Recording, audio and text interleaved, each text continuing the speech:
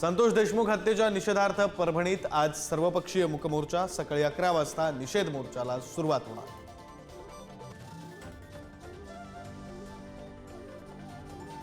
लाडकी बहीण योजनेच्या पडताळणीवरून राज ठाकरेंचा सरकारवर निशाणा।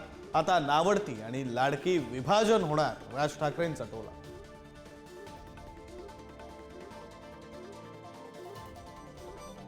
ज्येष्ठ नागरिकांसाठी लवकरच नवीन गृहनिर्माण धोरण। उपमुख्यमंत्री एकनाथ शिंदेंची घोषणा। तर गिरणी कामगारांसाठी 1 लाख घरं बांधली जाणार असल्याची माहिती।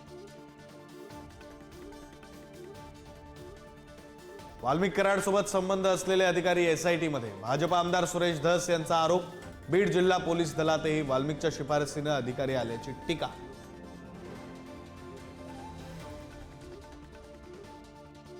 ठाकरेंच्या शिवसेनेचे माजी आमदार राजन साळवींची उघड नाराजी।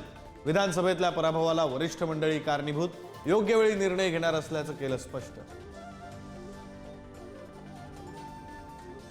प्लास्टिक विरोधात मुंबई महापालिका ऍक्शन मोडवर। प्लास्टिक वापरल्यास आता विक्रेत्यांसह ग्राहकालाही होणार दंड।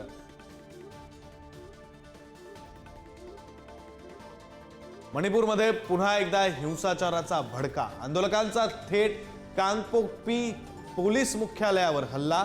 हल्ल्यात पोलीस अधीक्षक जखमी।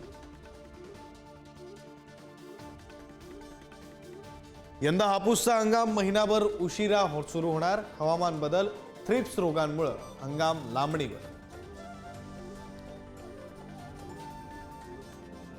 राजधानी दिल्लीसह उत्तर भारतात धुक्याची चादर। दिल्ली विमानतळावरील विमान वाहतूक विस्कळीत।